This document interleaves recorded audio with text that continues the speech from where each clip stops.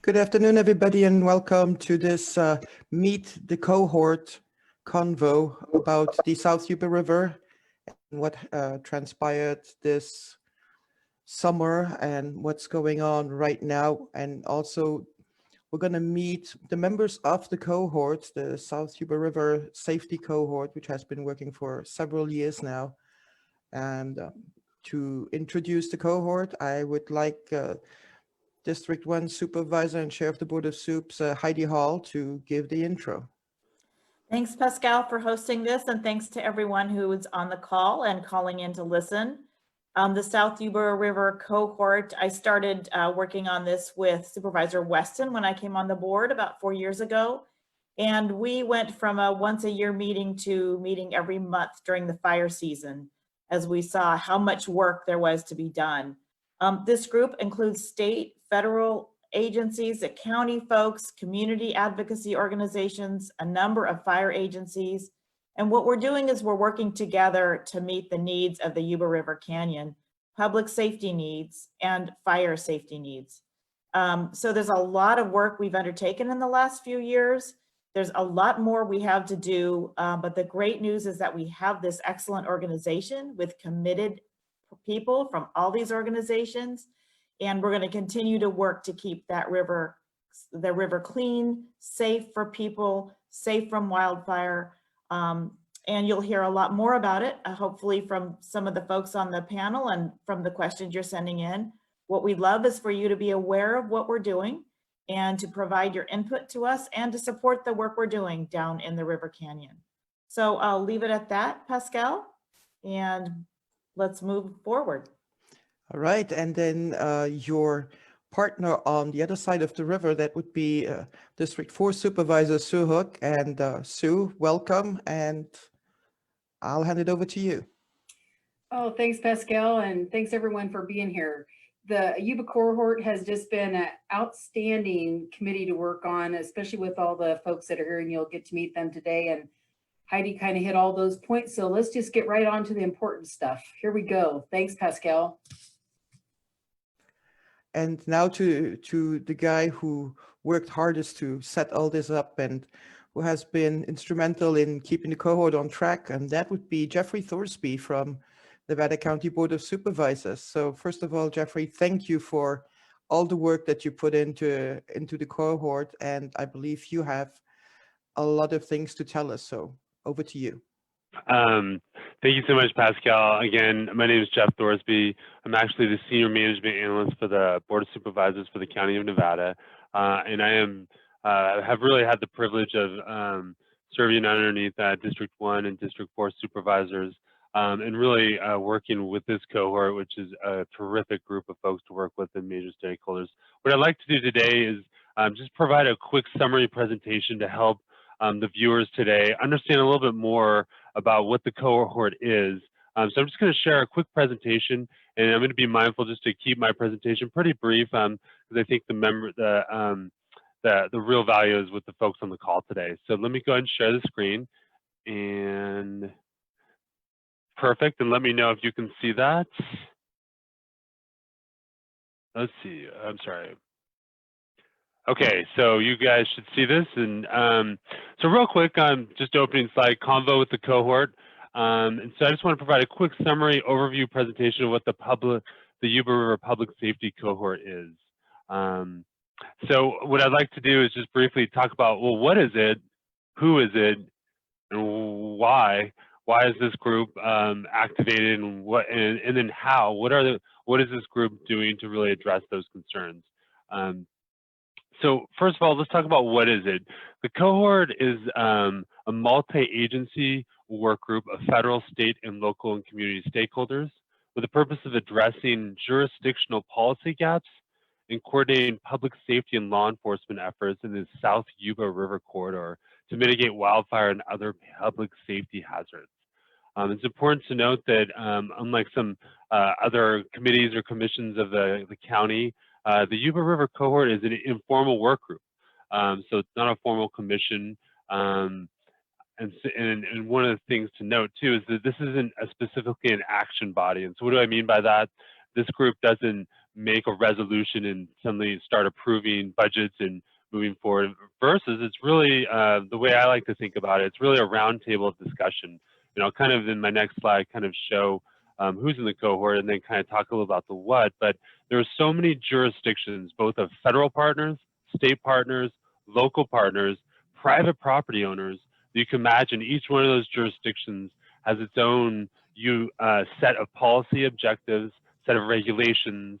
And so with that, there can be mismatches, essentially, if you will, of different policy gaps. And I think as most locals know, that the Yuba River, while it's one of the most amazing kind of gems of the community of our county in terms of a natural resource, that watershed, it's also dangerous, both for drowning, but also potentially for wildfire hazards we recently saw in the Jones Fire.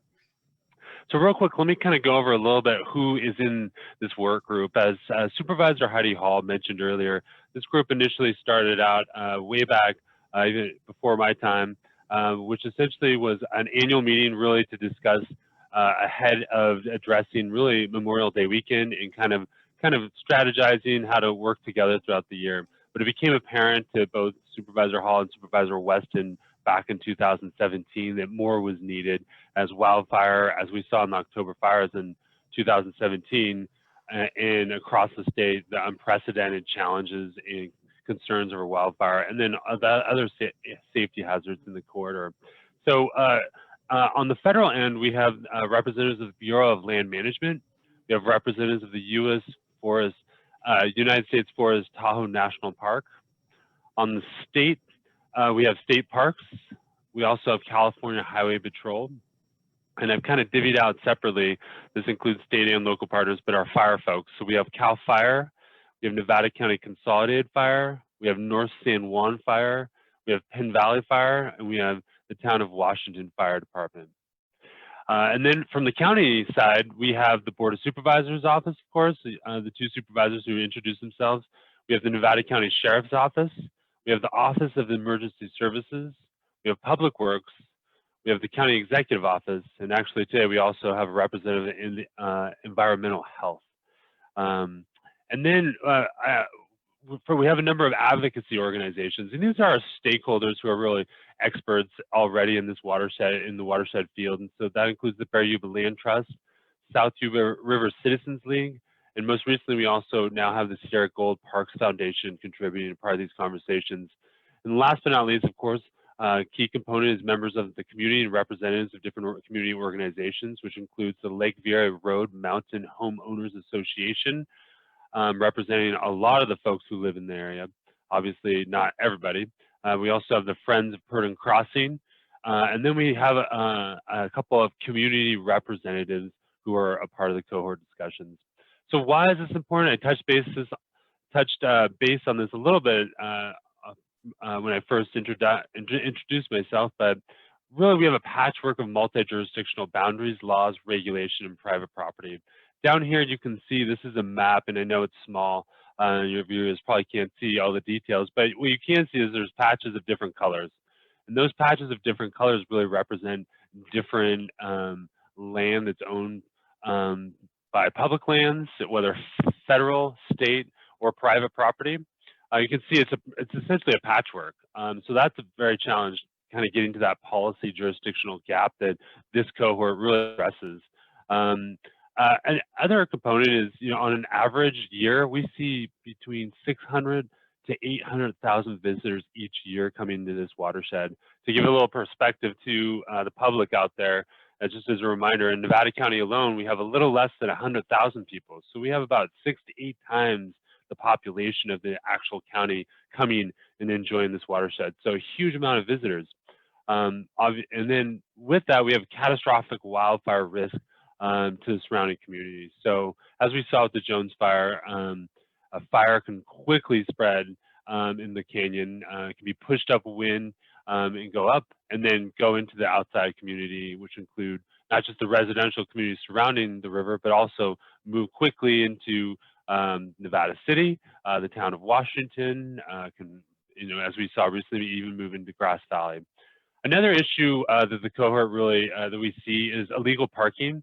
And so we see the river's enjoyed by so many people, but they park illegally and in a way that blocks those routes. And so should there be an emergency, we need to get emergency vehicles down there to help somebody who might be drowning.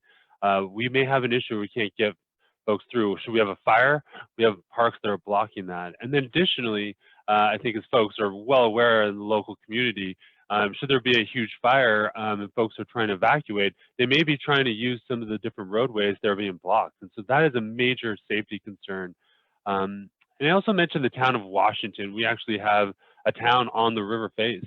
And so we have representatives today here from them. But just to, to give an idea, the town of Washington sees at times 2,000 visitors on a weekend alone in their small community. So there are a lot of visitors coming in from the Reno area into the town. And again, all the issues that I'm raising regarding those risks. And that includes trash, legal parking, all those kind of components. And I also want to mention, on average, we see 3 to 5 drownings a year within the watershed. This last year, we actually did not see that. So that was really exciting news to see something different. But that is still a challenge. And then, of course, illegal dispersed camping impacts escaped wildfire, escaped campfires. Those are all the reasons why this cohort's needed. So real quick, I'm just going to talk about some of the initiatives, and I'll keep it brief, that the cohort has really helped spark and provide recommendation to whether it's the county or to another corresponding agency, and really showing the partnership and the usefulness of the cohort. And on the regulation front, the cohort recommended to the county, and the county subsequently increased their parking fine for illegal parking to $162. I believe the fine before that was, I want to say $37. It was very small, basically what someone might pay for like a parking lot pass in the city. Also, regulations through the cohort, a ban prohibiting open fire within the wild and scenic corridor of the river on private property, with a few exceptions for homeowners. Was initiated in 2018 and then 2019. So that, again, taking regulation actions. Also enforcement, the cohort really helped create an initiative called the Joint Agency Task Force, where the various agencies, law enforcement agencies, including BLM, the Sheriff's Office, state parks, CHP, coordinate together enforcement actions, specifically to help ticket and get the word out that illegal actions are not tolerated down at the river. Of course, increased ticketing, towing. We saw actually California Highway Patrol do a pretty large towing effort ahead of this river season. And then also escape fires, really going out there. U.S. Forest Service has dealt with a lot of escape fires this year. From the communication standpoint, the cohort also helped really get the Purdon Crossing call box put in, I believe, in 2018. The biggest challenge is locals know when you go into the River Canyon, there's no cell phone reception. So that's a major, major challenge. You can imagine if there's a call for service, to get that call out, you'd have to drive out of the canyon, make the call, and then it takes responding agencies so much time to get back in. So that's a major challenge. So the county and the cohort really were able to get a callback put in. We also developed a satellite phone program in partnership with the South Yuba River Citizens League with their River Ambassador program. And then messaging, we developed a subcommittee on messaging to try to develop joint messaging so it's consistent across the jurisdictions. Some folks may know about a Bandana Project we launched, which essentially was an effort to get safety messaging out there and not through the standard bureaucratic trifold that so many folks love, but to get something out there that folks actually would engage with, and we saw some really great success with that. And then also looking at targeted messaging. Like I mentioned, we have a lot of locals going down, but we have significantly a lot of visitors and out-of-town visitors coming in. So how to target messaging out of the area. And then partnerships. I think through the cohort, we've seen cross-agency training, which is really exciting. We've seen the River Ambassadors program from a community organization working hand in hand with state parks, with the county, with BLM, with U.S. Forest Service. Also, we launched a life jacket program for the first time this year on the river in partnership. The county applied for a grant and then partnered with State Parks, who launched a life jacket program down at Bridgeport. So through a partnership effort, we are able to launch a life jacket program, loaner program this year. And so some folks may have seen that. And then also a partnership with Friends of Purdon Crossing and funding in terms of providing restroom facilities down at Purdon Crossing, which is heavily used. And so that's through the partnership of the cohort as well. And last but not least, I just want to mention a little bit, and I put on the slide physical designs, but really looking at how through the cohort can make recommendations to addressing issues that are actually in the park or in the corridor itself. So we've worked with Public Works, who participates in the cohort, to increase parking signage. And then also California Highway Patrol was able to red curb the bridge at Highway 49 crossing. So these are just examples. And I'll just wrap it up. These are just some pictures to kind of show some of the highlights of the work that the cohort's done. But I think the most important thing, I think, just to kick it off, is really, I think, what folks here on this call today have to share. And so with that, here's my contact information. I do encourage members of the public to go ahead and feel free to reach out to me. And then otherwise than that, that is what I have to share. Slideshow, click exit. All right. Here we go. And Sorry we're about that. back. No, that's perfect. That's perfectly okay. Thank you so much for the presentation, Jeff. And now that people know a little bit of what has been done and what's also going on in the canyon, all these days and weeks, months, and it never seems to stop. So we got a couple questions that we got ahead of time at townhall@yubanet.com. One of them is, what specific actions are cohort members taking to get more cell phone service established in the River Canyon and adjacent neighborhoods currently without cell phone service, so that wildfires can be reported in real time, and that activity at the river that threatens the environment and public safety can also be reported, because not everywhere are we so lucky to have a sat phone that is at one of the river crossings. Who would like to take that? If you'd like, Pascale, I can go ahead and jump in a little bit on that question. Again, Jeff Thorsby, analyst for the Board of Supervisors office. This is one of the first initiatives or first questions that the cohort really tried and has been working to solve. This obviously is a major issue in the corridor. We have actually had representatives both from Verizon Wireless as well as AT&T provide presentations to the cohort. And just fundamentally, when it gets down to it, the biggest challenge comes down to resources and the topography of the Yuba River Canyon. We would essentially need to install and put cell phone towers every few miles throughout the canyon to provide adequate coverage that I think that potentially the commenter was really referring to. We've explored other areas of opportunities, including repeaters and key locations. And I think this is a continued area that the cohort will continue to explore. But the challenges are challenging. And so I think on the immediate front, we would be looking at trying to get more call boxes in there at number one, and then exploring other opportunities. And I know that's maybe not an answer that completely is satisfactory, but it is challenging, but we are aware and are working on it. Thank you, Jeffrey. And the next question, I believe that would be one for Matt Green from State Parks, is what's up with all the trash? I mean, that's the condensation of a question that is, what is going on with the trash at Purdon and at 49 especially? Yeah, so here, Matt Green, State Parks. Thank you for the invite today. Just first on the trash side of it, Parks is very grateful to be a 25% property owner down in the South Yuba River watershed.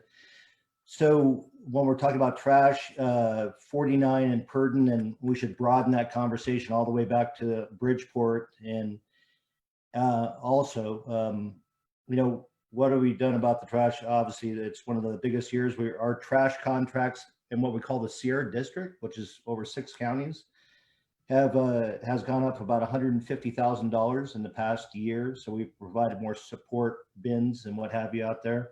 When we're talking about those different crossings, we're talking about crossings that have multi-jurisdictional management. And right now, so what are we actually doing about it is we have seasonals, volunteers, and everybody that are out there in a constant everyday process that are picking it up. And what we're seeing now, and this isn't just true for this particular park unit, it's true throughout most public lands now. In California, we're seeing this just a lot more trash. And so we're trying to get partnerships, more volunteers working on it throughout COVID and all the cutbacks and all the extra cleans that we've had to do for our restrooms in order to open our parks. We've been able to sustain our operations and increase them. But as you could see, it hasn't, it's not something that can be achieved by not one public entity. And I want to reinforce that about 6,000 acres of a 25,000 acre watershed. And if you looked at our numbers, we probably have the most resource that we're providing down there. But still, we're not able to get a hold of it on our own lands. And it's going to take some more looking through the cohort and the public to see how we can get a handle on it. I'm hoping it's a 1-year bump and we can re-educate these folks that are coming into our system. And because we have a lot of new users, the intensity and the numbers that we've seen this year are beyond anything that we've ever seen down at our crossings. But that's what we're doing about it. We understand it's an ongoing issue. And again, we're a 25% property owner, but we go across all the different properties and we do work on to try to make it an answer that will sustain the watershed. Thank you, Matt. And a similar question for Joe from the Tahoe National Forest. The Tahoe, there's a lot of dispersed camping that's going on, and also a lot of dispersed camping probably in places where they shouldn't. So what can the Tahoe, as a federal agency, what are your plans to rein in a little bit the excessive both behavior and number of visitors? And given the fire danger, we have a lot of people that are very, very concerned that a fire would start on Forest Service land and then come either to, for example, to the town of Washington or North San Juan, or even spread even further. Yeah, it's a great question. And I'll also thank you, Pascale, and everyone else, Jeff in particular, for helping set this up. Glad to be part of this cohort. I'm Joe Flannery. I'm the Public Affairs Officer for the Tahoe National Forest. I'm somewhat new to this cohort myself, and I've been impressed with the breadth of knowledge and skills and abilities on this panel. And you know, I'm gonna echo a little bit of kind of what I just heard from State Parks, with maybe a slightly different message, and that is this. Yeah, this year in particular, we've seen it's really hard to quantify, right? We don't track dispersed use. The only number that I can cite is our amount of escaped and abandoned campfires that are occurring mostly due to dispersed campers, all dispersed campers. That's gone up threefold this year. So out of the blue, when we have this kind of COVID environment and maybe traditional vacations aren't possible, we did see a spike, right? So probably a threefold spike in our amount of dispersed campers. And yeah, I'll be frank, we're not prepared to handle, we weren't prepared this year to handle that amount of dispersed camping. Dispersed camping over 1 million acres of the Tahoe National Forest, it's increasingly difficult to manage. I will say this, and this is where I think the Tahoe National Forest is definitely open to an all-hands collaborative solution to look at our dispersed camping, look how we can do better. We've talked about it internally here in the Tahoe National Forest. The pattern that we're seeing is folks are making long-term fiscal investments in returning to public lands. We hear a lot of from our, our for-profit partners of the outdoor industry. They're reporting, giant sales in the last 3 quarters from RVs to camping equipment to hiking shoes. So all these folks that are coming out to visit, they're going to come back next season and the season after that. And I do think that folks have discovered dispersed recreation on the Tahoe National Forest, including all these recreation sites. So what I'll wrap up with and stop rambling is this. About 10, 15 years ago, the Forest Service realized, as the local community and folks like on this panel had already probably realized, that we could not fix or solve the issue of forest health and less resilient forests on our own, right? We realized we did not have the capacity to stand alone in the face of our forest changing. What we've done this last 10, 15 years is we formed a more collaborative stewardship, shared stewardship-based model to address that. And we're doing that in spades right here locally. We have a massive project. We're working on the North Yuba Watershed Circle, many others. Here in Nevada County, we have the Western Nevada County Community Defense Project. Over in Placer, we have the French Meadows. And we've gone from a model of kind of folks asking the agency, hey, what can you do? To actually sit at the table, and even beyond that, where we have this collaborative approach where, stewardship organizations, other local elected officials, other local governments are actually doing some of the work themselves. And we are very open to extending that model to how do we solve this idea of sustainable dispersed recreation. There's a trash issue, there's a resource damage issue, and there's a potential for wildfire issue. And I think we're going to hear about that all today. So I think the Tahoe National Forest is completely open to a roundtable approach. We have a network and an infrastructure of these shared stewardship agreements. We've been here, done this with wildfire preparedness and forest resilience. And I think it's time to start taking that conversation into managing and some sort of sustainable dispersed recreation. Thank you, Joe. Speaking of the fire danger, of course, we had several small fires that our various fire agencies got under control really quickly. And then, of course, we had the Jones fire. So I would like to turn it over first to Jim Mathias and then our other various fire agencies, and also to CHP and the Nevada County Sheriff's Office to talk a little bit about the problems experienced during the Jones fire as it pertains to basically looky-loos people who want to get into an area that is closed for their own safety. And what were some of the challenges that you as agencies experience, and how can we as members of the public, what should we do differently? Thanks, Pascale. Jim Mathias, CalFIRE. I'm the Northern Operations Division Chief for the Nevada Yuba Placer Unit. And to answer your question, we are already having a hard enough time getting folks out of areas where there's fires. We knew this fire was rapidly spreading up the slope. We felt the wind. We knew the direction it was going, and we were working with our partners, the Nevada County Sheriff's Department and SO, trying to figure out how we were going to get people out of there. SO and CHP trying to get people out of there. Those roads are already compact enough. It's already a difficult enough job. Very remote locations, very narrow dirt roads, and we're trying to get heavy equipment into roads that aren't maintained that well and aren't that wide. So yeah, it's definitely a problem, not only on Highway 49, which is a fairly decently wide road with some turnouts, but some of those turnouts, we want to put our fire equipment in. So people that go there to quote unquote get the shot, to be the first one to put it up on their whatever social media platform they have, it really makes it difficult for our response. And with people that are trying to get into the area, that they're doing a myriad of different things. They're getting the shots that we talked about. They're going in to help friends or family, that sort of thing. Trust us, we're trying to do the same thing, but it makes it more difficult. The more cars we get coming in, the harder it is to get the residents out, which is our highest priority. And like I've said multiple different times, our equipment that's going in is not usually a Kia or a Prius. It's usually a fire engine, a fire crew bus, it's a bulldozer, it's water tenders, it's large equipment that we're trying to get into those areas.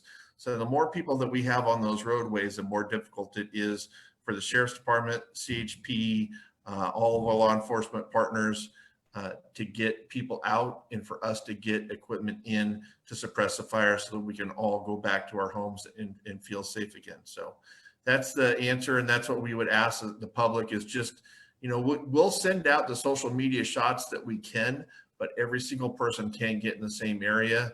And then please respect the rules that the Sheriff's Department and CHP are given for road closures and area closures. Even though you might be good intentioned, we're doing the same thing to make sure that people are getting out safely. So we don't need another 200 cars on the same roadways trying to do the same thing that we're already doing, because we're doing it in a very systematic way when we can. That's it for me. Thank you, Jim. Turning to the other Jim, Nevada County Consolidated. So as the premier local fire agency on the Jones Fire, Jim, anything that you'd like to add? Well, good afternoon, Jim Turner. I'm the chief of Nevada County Consolidated Fire. And I'd just like to kind of add to what Chief Mathias just stated was, you know, our number one priority when we come into these incidents ultimately is the safety, you know, of everybody involved, our crew and the public. The one big thing that we do in the fire service, and we do it very well, is accountability. And that's for our personnel, where they're at, keep them in a safe location. You know, and I completely understand people want to come down to the incident and they want to take a look at what's going on. They've got concern for their neighbors, maybe their own property.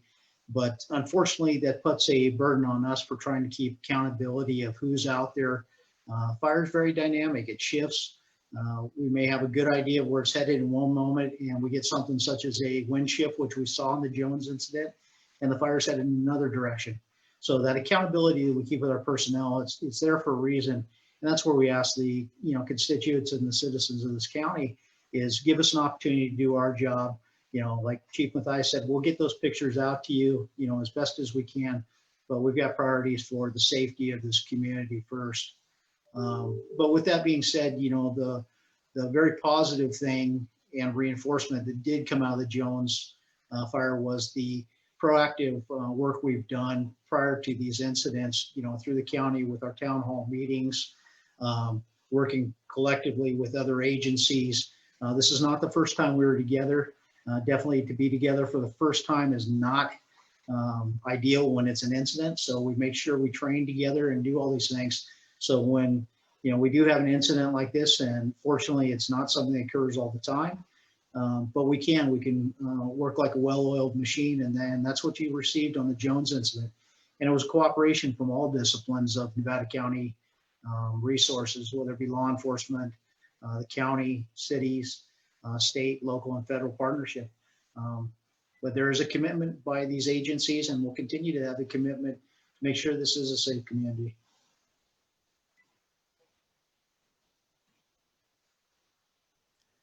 And moving on to the enforcement phase, and both for parking and during emergency, we have George Steffenson from CHP, and a lot of the roadways that are along the crossings are under your purview. And could you maybe talk a little bit about both how it went during the Jones fire, and then also about the ongoing efforts of both CHP and NCSO with the parking and the parking fines, and I believe later on we will get some statistics from NCSO about the number of citations that were. But I'd like to hear, George, I'd like to hear your perspective on what more is reasonably feasible for you with the resources that you have right now. Well, good afternoon, Pascale. Thank you for inviting me to this. You know, in regards to the Jones fire, with all the collaboration of all the agencies on not only fire, but law enforcement, you know, we worked together on initial stage of evacuations with the Sheriff's Department doing all the primary field work on that. We were able to help out with that, and then transition to manning or staffing traffic control points that were agreed upon from the incident commander and the Sheriff's Department, what would be needed for fire to get in and out, to maintain access for people needing to get in for critical reasons, whether it's animal rescue or for medicines. It went very well. As Chief Turner talked about, this isn't the first time that we've worked together. We just had a very long training actually about a year ago. It went very smooth. And unlike some past incidents, the cooperation from the public, I would say, was very positive. You know, we've been on incidents where we've had officers assaulted and spit on and stuff like that. To my recollection, we didn't have any incidents such as that in the Jones incident. And, you know, one thing I think helps with that is the collaboration with the Sheriff's Department and the incident commander, and making sure that we're making extra efforts to get people in on necessary things that's deemed necessary and approved by the incident commander and the Sheriff's Department.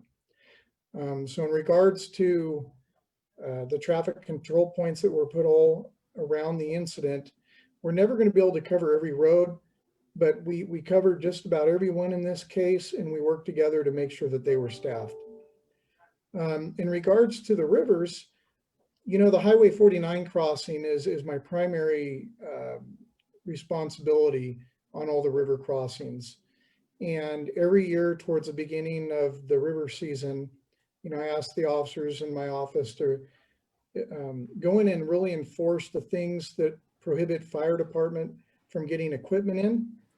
In regards to the red paint being painted this year, that came out of several meetings with our key stakeholders on the fire side and Caltrans. And Caltrans was able to make that happen very quickly, which has helped out. And the couple of the other issues that I've talked about in previous meetings is people were parking and restricting access, not only for average people, but we've got there's only a limited amount of access for our disabled people in our county and who visit this county to access our beautiful river. And we actually had some cases where people were parking, blocking those accesses. And so the officers will go out and specifically target those, as well as DUI driving and other needed parking citations. A lot of times, you know, they like to go down from an educational point of view or perspective. And when necessary, we tow cars. We need to keep it safe for everybody visiting, as well as allowing access. In regards to the other crossings, we work collaboratively with state parks, Sheriff's Department, fire department. We had a great operation here just a short while ago. We went down really from an educational perspective and spent some time even just being with the citizens and the people who were visiting to the river that day. And it was a very positive experience and educational. My commitment into the future from our office with what resources we have, of course, our primary highway crossings are going to be our primary focus, but we will continue to assist in the task force efforts that's put together to go down to all the crossings, and when needed, go down there outside of those to tow or help state parks and Sheriff's Department with towing vehicles to ensure that the roadways and the access remain open and that fire can get through. All right, thank you. Thank you very much, Jude. And I believe we have Jason Perry from Nevada County Sheriff's Office, and maybe you could actually give us just a rapid walkthrough about the number of citations and cars that all of you collectively actually wrote, and what more you have planned, because I know that you collaborate between law enforcement and fire, which also I think is something that doesn't happen everywhere. Yes, thank you. So we currently track citations through 3 agencies. We don't track the Highway Patrol citations or the Forest Service ones, but we currently track citations that are issued through the Bureau of Land Management, the Nevada County Consolidated Fire Investigators that assist, and then our own deputies. With those citations just this year alone, it appears that we wrote about 236 citations. The interesting thing about those citations is when I look at those between Purdon and Edwards, it would appear that the higher number of citations are actually issued at Edwards Crossing. But the really interesting thing that came about with the citations, especially this year from the first of the year moving forward to current, is we were able to break that down by the registered owner of the car and where those cars were actually coming from. So based on that, there were actually, of the total amount of citations issued, we had only 44 citations that were issued to local residents, being with a Grass Valley, Nevada City, Penn Valley, or Rough and Ready address associated to the vehicle registration. The remaining citations, the remaining 192 citations were all out of our area or out of our county, with the highest number at 19 being vehicles registered out of the city of Oakland and 18 out of the city of San Francisco. And then it started to trickle down with the next highest being Sacramento and San Jose with single digits. So that was really interesting to see as far as that goes. Moving forward, we'll continue to conduct the extra patrols. We're starting to see now that those numbers are starting to tail off just because of the weather and the season starting to change. But we look forward to working with our, our partners with fire, law enforcement, with state parks and the Forest Service and continuing forward each year and trying to figure out, is the enforcement working and do we need to change things up a little bit and be more creative? But I think the parking issue is definitely here to stay for a while. I know we briefly spoke in the past about maybe some engineering ideas or ways to look at it from a different perspective other than just sheer enforcement, but we're definitely committed in continuing our efforts for the public safety down there. Thank you. And both ahead of this town hall and I see now also in the live stream, there have been suggestions of putting up a locals only or a local sticker that people could buy. First, the money could be used to actually hire more people to do enforcement. And second of all, it would also allow for some sort of user management on the various river crossings and maybe have the crossings be safer for everybody and even also the user experience be more enjoyable.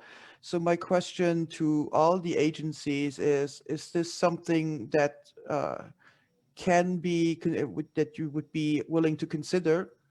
And then how practically would that be implemented? Because we have various jurisdictions, so everything is in Nevada County, but there is there's state land, there is federal land. Would people have to get 3 different stickers, or would it be 1 sticker? And then how much and how would that work? So open to ideas.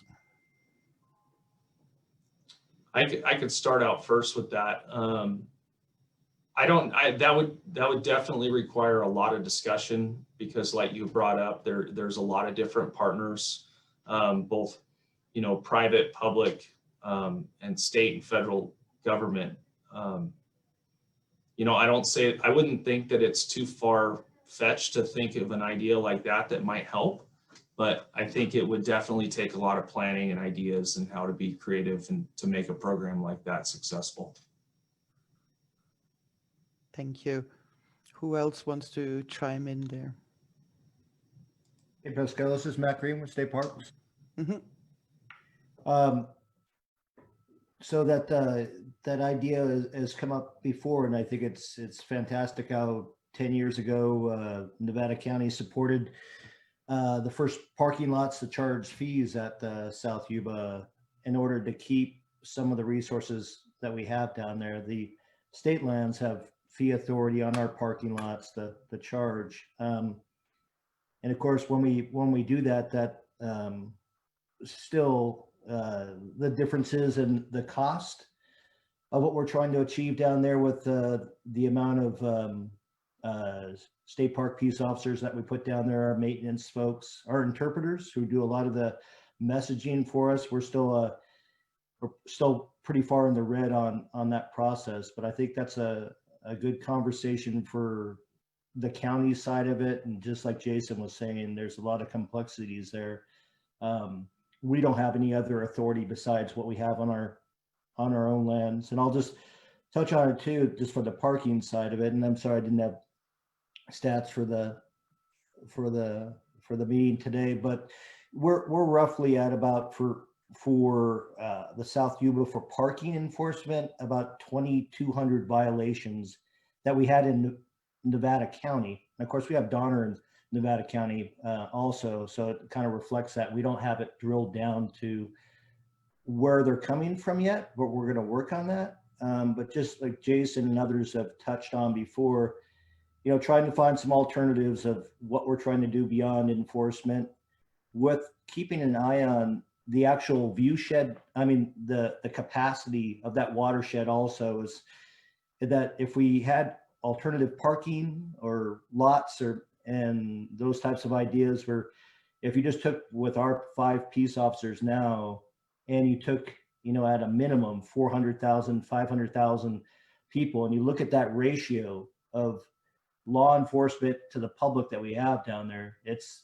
that doesn't exist in any city or county or anything. It's a real challenge. So I think these are great ideas to pass around about for the parking issues, with always keeping an idea about the entire watershed and how we're going to kind of mitigate the number of people going down there, because right now it's way beyond the carrying capacity of what that watershed can take, how many people can be in that actual river, and to keep the water quality up. Great, thank you. Joe?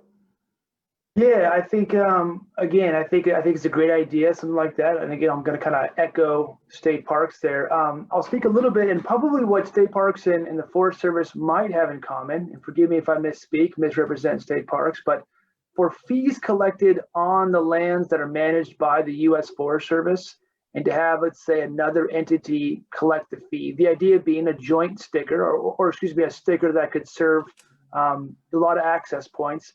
That would be a little challenging with our authority to collect fees. Now, that being said, some sort of fee collected off-site, off National Forest System lands. And as far as the authorizations, the possible authorizations for someone else to manage use, parking. Let's say a hypothetical example would be if there's a parking lot, and I'm referring to the singular crossing on National Forest System land, lane crossing, the Emerald Pools area. A lot of private property in there. If there was, say, a parking lot that was off-site on private property, and there was fees collected there, and on National Forest System lands, there was a shuttle system or some sort of turnaround operated by some joint cooperator, I think the Forest Service would absolutely be open to those discussions. Like I mentioned before, we do have a lot of the kind of policy infrastructure in place to allow others to operate on National Forest Systems right now to reduce fire risk. We have shared stewardship agreements with a lot of local counties. Folks are already operating on National Forest System lands to protect resources that aren't just wearing, green pants and gray shirts and Forest Service badges. We'd be happy to extend and entertain those conversations that could extend those authorities for managing dispersed recreation. Perfect, thank you. And so we have state parks. Is Jim, did Jim drop off? No, Jeff here, there he is. Jeff, how would is this something that BLM could entertain? And then also, Joe just mentioned the S word, which is shuttle and shuttle service. And I know that that is something that has been batted around, and we have some questions for people that, is there a way that BLM could help facilitate, put up somewhere a parking lot for the river crossings and then have a shuttle service? Well, yeah, I think we could definitely, to answer your question, entertain the concept. Like the Forest Service, we have rules and regulations that would make collecting fees along roads that are not necessarily our jurisdiction would be challenging. But I think the concept of the off-site parking situation is, and that's something that we're actually looking into at this, right now as a possibility. That has some real potential with, having a centralized parking lot that would allow for, folks to park, and then another entity could manage the actual, under a lease agreement, we could have the county, for example, charging for the parking and taking those fees in, even if it was on federal land. So yes, it's possible. And I think that's something that has got a lot of promise for the future. And I would really like to help facilitate that and see it to fruition. Great, thank you so much. And so talking about river capacity, carrying capacity, I think it's time to turn to both Circle and the Bear Yuba Land Trust. And because both of you have a lot of volunteers that do a lot of work for the on the river, and also to mitigate some of the impacts, both of the regular and even COVID recreation, and of course, especially for the Jones fire. So Erin, would you like to kick this off? Yeah, sure. Thanks, Pascale. So I'm Erin Tarr. I'm one of the co-executive directors at Bear Yuba Land Trust. Very happy to be part of this cohort. And I just want to take a moment to kind of clarify BYLT's role in the South Yuba River corridor. We are certainly advocates for sustainable recreation and watershed health. We are also landowners, land managers, as well as trail builders and trail managers. So we do really have a lot of skin in this game. So to say, we've got 400 acres in the South Yuba River that we own or have conservation easements on between Highway 49 and Edwards Crossing.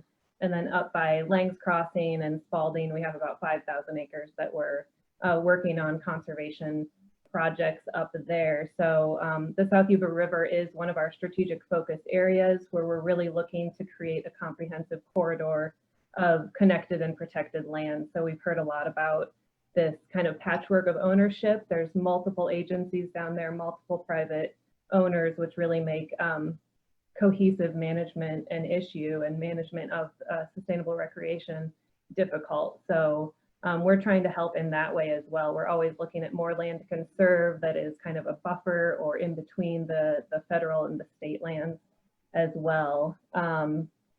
As far as, our impacts this year, we were certainly very impacted by the Jones fire and what happened out on Independence Trail.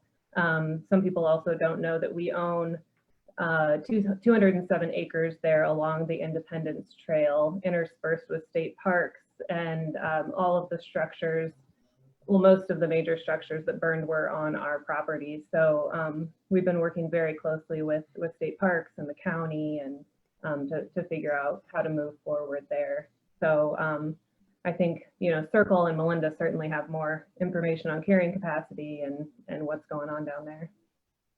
Thank you. And I believe that right now the Bear Yuba Land Trust also has a fundraiser going to actually help with some of the impacts that you experienced, that everybody experienced over through the Jones fire.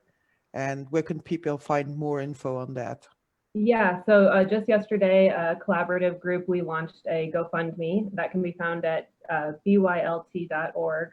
So the GoFundMe, we're trying to raise $500,000. That is going to cover costs for state parks, as well as the land trust, as well as the Sierra Gold Park Foundation. We're all working together here on this phase 1 to get the land stabilized before the rains come in. So State Parks is out there now doing a lot of that work, also removing hazard trees, cleaning up some of that debris out there. And then we're also forming a trail revisioning group under Sightline Architecture is going to be helping with that. So we're going to have kind of a community group, and some of these stakeholders come together and look at what do we want the Independence Trail to be moving forward, and how can we keep the very important historic aspects of it, the very important universal access for wheelchair accessibility, visually impaired, strollers, and so that's what that GoFundMe is for.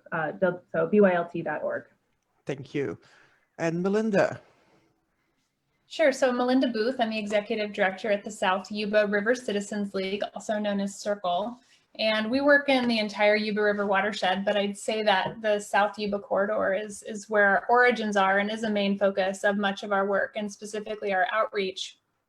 And the Yuba Rivers, especially the South Yuba River, is in risk of being loved to death. We've seen visitation increasing year over year over year, culminating in what anybody who drives by the Yuba River, visits the Yuba River this summer especially, saw was increased impacts to the point where it is causing hazards for safety and for watershed health. So that's what we are really looking at. And one of the programs that we've implemented that's been ongoing now for about 8 years is our River Ambassador program, where we actually have volunteers and paid staff at the river crossings on the South Yuba from Memorial Day to Labor Day, sort of the high season, talking to visitors one-on-one. We've really found that one-on-one communication is what has the opportunity to make a positive impact. Signs are great, press releases are great, but it's really those one-on-one conversations that allow for the opportunity to change behaviors, and that's really what we need. I do agree with what Matt Green said, and that our river is above carrying capacity. I really think it's been that way, and it was way above carrying capacity this year with the increased visitation. So it's something that we're really concerned about, and are working through this cohort and specifically to try and address. I know you asked the agencies, Pascale, about sort of a use pass idea, and while we're not an agency, I want to share my thoughts on that. This group has been meeting now for what, 4 + 5 years, something like that, and regularly More like 7. for the last 7. Okay, regularly monthly for the last 3 to 4, and we're in a place now that we've never been before. I'm really proud of this group and the way that the agencies and the nonprofits in the county are all working together, and we've made some progress. Obviously, there's still a lot more to do, but with the progress that we've made, I'm confident that if we decide some sort of use pass is the right thing to do, that all of these agencies can put their heads together and figure out a way to make it logistically work. That doesn't feel like a challenge that we'll be unable to overcome. So I'm confident we can do that. And I think something like that is a good idea, that Circle is coming up with a way to actually manage visitation for the safety of our visitors, for the people, and for the health of the watershed. So that's something that we would definitely support. So, but our River Ambassador program was impacted this year, obviously due to COVID. We couldn't have volunteers on the river in the same way. And so the year we needed it most, we weren't able to have it, and that was really a challenge. We also are involved with water quality monitoring throughout the watershed and have over 20 years of data, so that we're able to track some of those impacts and use from a water quality monitoring perspective as well. Great, thank you, Melinda. And speaking of water quality and impacts, we get several questions from people asking what the impacts are going to be, and people are very concerned about the impact of, well, frankly, both human and pet waste on the watershed and the surrounding ecosystems. And with people coming to the river, some people bring generators with their stereo systems or their TVs and leave a lot of trash behind, but sadly, pet and human waste are a big problem. And then also, what is people are concerned about if we get rain, if we ever get rain again. With the Jones fire, there's going to be obviously some runoff, some sedimentation, and what is being done there, and who is monitoring that? And I think that would be a question that is probably ideally suited for Amy Irani from Nevada County's Environmental Health. Well, good afternoon. Thank you, Pascale. Amy Irani, I'm the Environmental Health Director. I hope you all can hear me. I've been having some trouble with my little headphones. So, but yes, that's an excellent question. So one of the things that's really important that came, from an on-site meeting with Matt and our fire folks and Supervisor Hoek and our CEO, we had a great tour of the area that was impacted. And I think one of those things that's important to understand is once those rains hit, what's going to happen with that debris flow? How will it impact the Yuba? Melinda and Carl with Circle have been great in their historic data of water quality. We're really looking at the area where a burn, ash debris, tree debris, et cetera, and land flow into the Yuba will be impacted. I've committed to helping Melinda and Carl, and I've had a discussion about doing a preliminary sampling, which they already have the data, and then after the first significant rainfall, doing more water sampling to see what, if any, are the impacts and what types of impacts are there. And, from environmental health, I don't have a massive budget, but I have allocated some funding to help do that testing because I think it is important. I think the public would want to know, here's where we sit now, what are we looking like down the road? I know that Paul has been working hard with our Fed partners, and he's been attending a lot of the meetings and trying to find out what can we do now, what kind of federal resources are there to perhaps do some type of water or soil in certain strategic places to help mitigate the flow into the Yuba. So there's things in play. Unfortunately, oftentimes with when you're looking for assistance and trying to coordinate that, as I'm sure Paul can attest to, things can go a little bit slow, and you have to be very detailed in your requests and what you're looking for. So we definitely, from an environmental health perspective, will stay in this to the end. We will work with Circle, work with our OES, and of course with Matt and Parks to try to figure out how we can be helpful in mitigating any impact to the community. Thank you. Thank you, Amy. And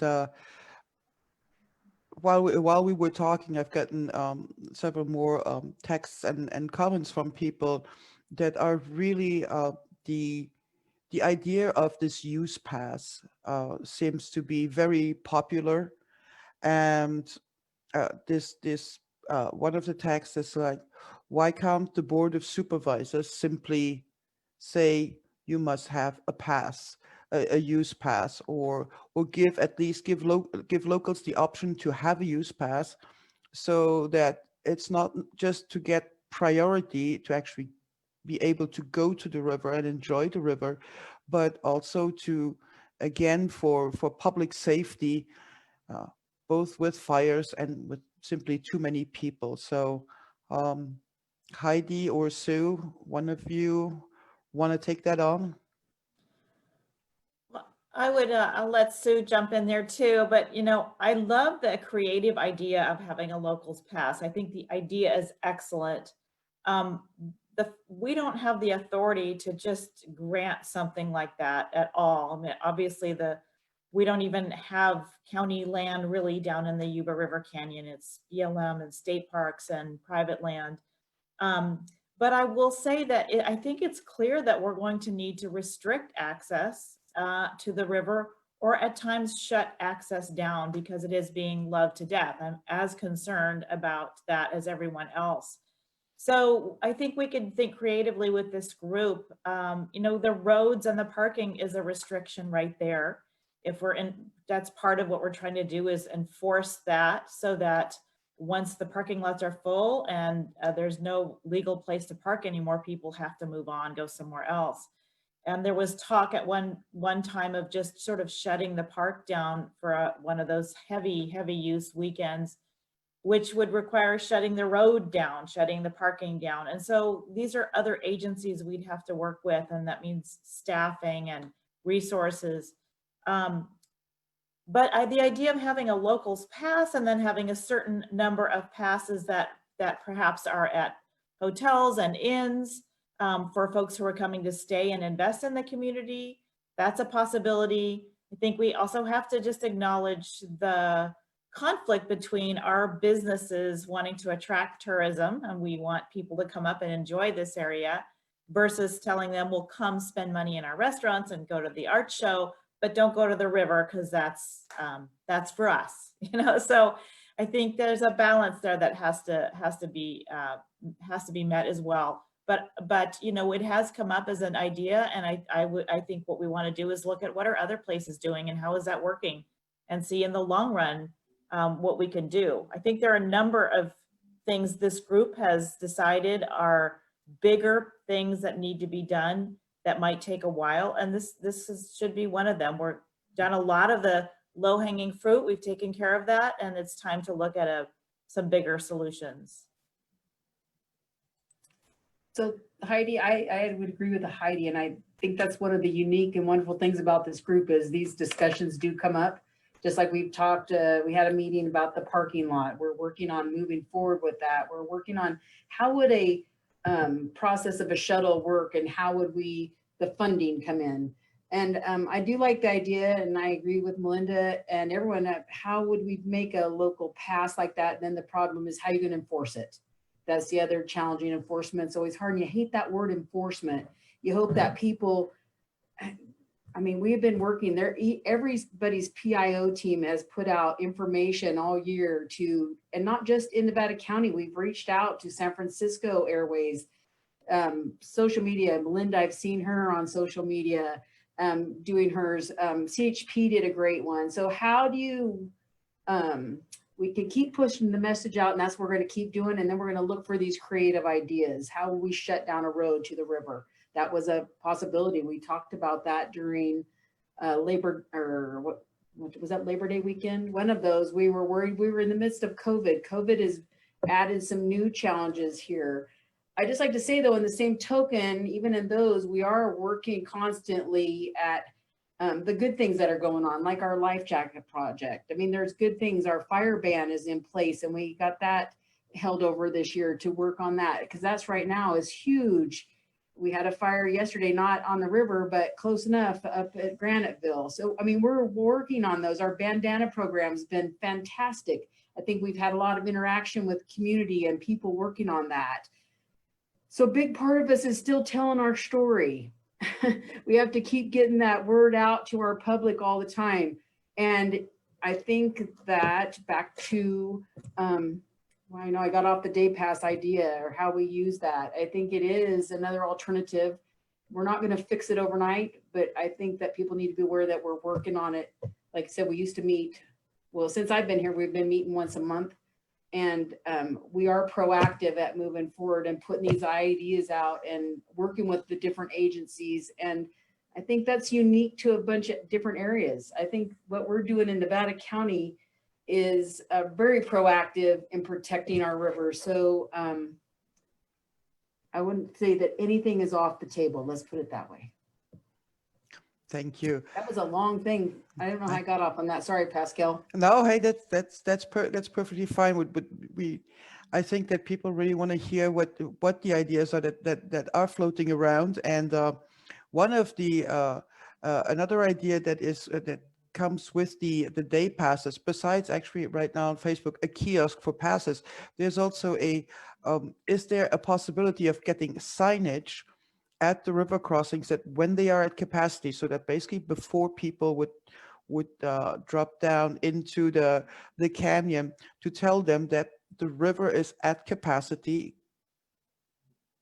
turn around, or having mostly real-time information where people could see, okay, hey, Edwards is completely full. There's there's 5 more spots, legal parking spots available at Purdon. Is that something that realistically could be done? So this is Susan here again. I wish is Trisha on? I don't think she is right now. So I would like to say, so it was a good point that we did use our electronic sign a little bit this year to remind people that parking was limited. And this, I'm going to say, is a sad situation. We put another one up that would have been going more towards Edders. And of course, it was vandalized and broken. They're very expensive. We're looking for some more. I do think those signs are I think we had good response. I think people were aware of that. And then that's where High Patrol came in, was huge, especially at the 49er crossing, even though we had the sign up saying the parking was limited, then we had to do the enforcement side of it. So thank you to our partners there for, sometimes you have to do drastic measures to get people to pay attention. That's like our tickets. You know, we went from $36 tickets to 160, what is it, 100 and whatever it is, $162 or whatever it is. And so we've had talks about that. Is that a big enough, we've had people say that you can spend that in a parking in the city, that's normal parking for the day. You know, so are those some avenues we have to look at? I hate to say the enforcement side of all of this, but and we could talk to Trisha more. We got some signs up, or we have put signs up. We've replaced signs numerous times. We put in the red line markers on. Hopefully, I mean, that was a question. If we put in this new parking lot, are people willing to make that walk to the river? That, you know, that's another part of it. Unless we, you know, if we don't have a shuttle right away, are people willing to make that walk to the river to protect things? I encourage people all the time at Bridgeport, use the parking lot. Pay for the parking. It's fantastic. You got a quick access to the trail and you're supporting the park all the time. So encourage people to use those parking places as well. And that was off topic again. I get kind of wound up on this a little bit. Pascale, there's just so many things. If we could just get people to engage with what we already have in place and enjoy this beautiful river and take care of it. I had loved one day on social media, I would like to throw out, a kid went down there and filled his whole pickup with garbage. I would love to know who he was, because I would give him one of my little coins for just doing that all on his own. I mean, and we didn't even talk about that, Melinda, how you guys had to get through COVID today with our Yuba River cleanup. It's a little bit frustrating sometimes, I'm not gonna lie. Pack it in, pack it out. We put up signage. That's been we worked on that all together through Tahoe with the forestry, with BLM, with state parks, to put up parking signs that are universal to our situation. So you know what I would love is some more ideas from the community. What would you think really works? What do you think that we're not doing that you would like to see or inspire us? Like, just like we had the idea of a ticket. Give us a little note, give us a message, give us some of your ideas, what you think, because we do want to make it better for the whole community and for the public to be safe down there. Well, we have somebody who has a different opinion, who says river access is a right for all Californians. It's not locals or the county's place to prevent access to that which is paid for by all state taxpayers, especially access to state parks. If you want to restrict access, then the only way to legitimately do it is via the privatizations of these lands. That is a very different opinion to what the cohort does, but it is an indirect reaction to what we're talking about here. And of course, yes, river access and the right to recreate on public lands is a right. Just as there can be some restrictions on it, especially for public health and safety. But it is a valid point that, especially here in Nevada County, we know that people have very strong feelings when it comes to the river and also other public lands. But Melinda, Sue asked you to talk about a little bit about the cleanup, how complicated it was, and maybe paint us a picture of how the cleanup went this year. Sure, I'd love to. So we had our cleanup this year. We weren't sure we were going to be able to do it. So it's something we've been doing for for almost 20 years. And we usually have about 800 people who get out. We do it all in one day, and we just couldn't do that this year. We couldn't bring that many people together. We couldn't have a celebration in the park. But we knew we needed this cleanup more than ever. And so our community engagement manager, Daniel Belshi, did an incredible job this year of making sure we could have a cleanup because we knew we needed it more than ever. And so we just finished, we did a 12-day cleanup. So what we did is we spread it out over 12 days.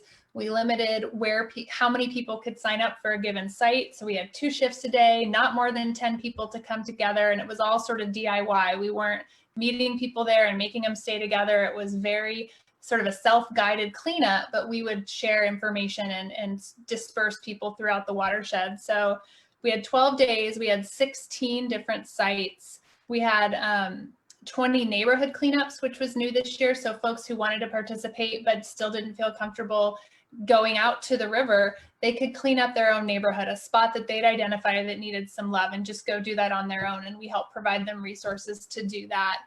So we had 20 different neighborhood cleanups, and we had almost 700 volunteers who came out this year to participate. And the numbers are still being compiled, but it's looking like we had well over 5,000 pounds of trash that we hauled out of the river, which was a lot of garbage and recycling as well.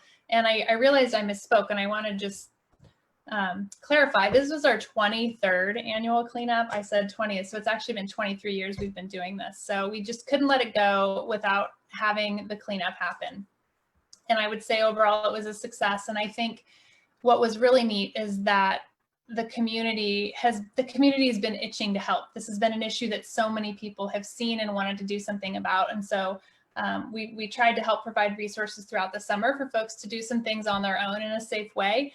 But this was a real culmination of the community being able to give back to the river. And I'm just grateful for everybody's participation. And hopefully if you head down there soon, you will see the fruits of the community's labor in a cleaner Yuba before we get these big rains, so that garbage is out of the river and doesn't wash downstream, so that we have a healthier place to recreate next spring.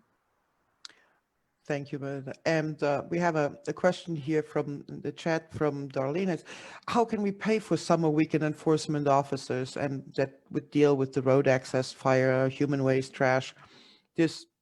We have community service officers in the towns, for example, and also the fire danger.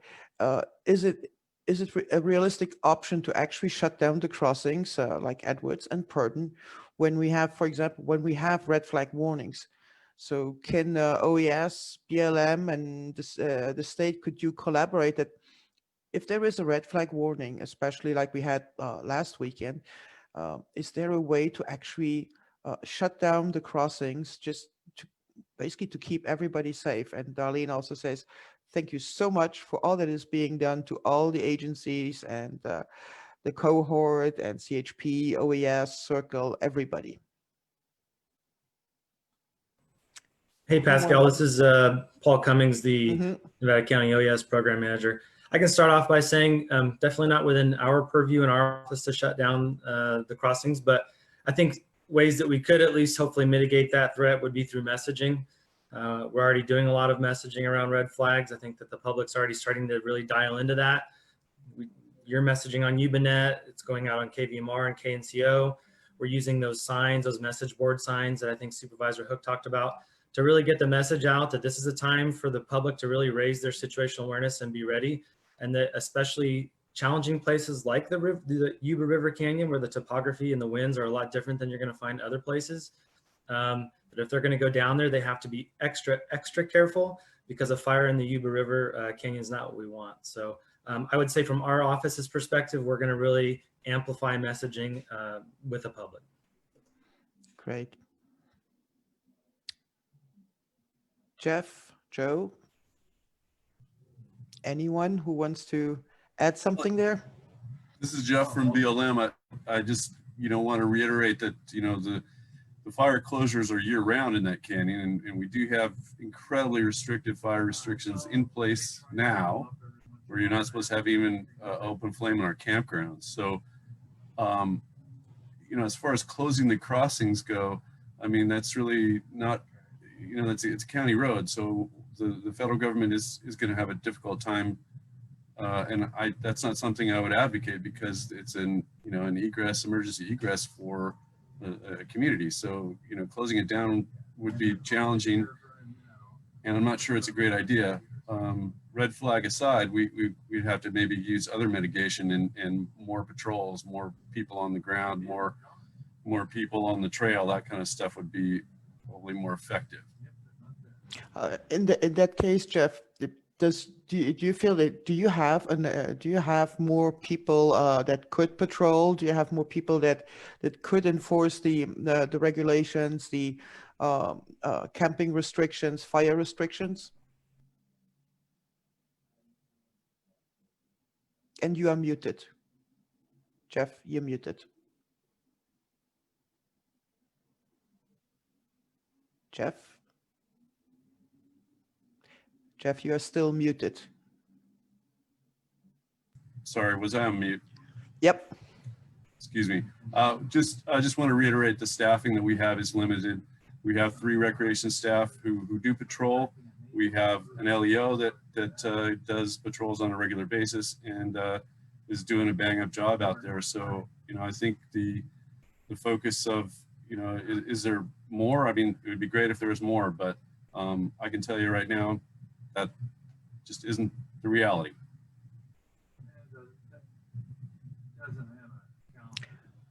Anyone else from any of the agencies have some comment on closing the river crossings during red flag days? Hey, Pascale, this is Matt Green.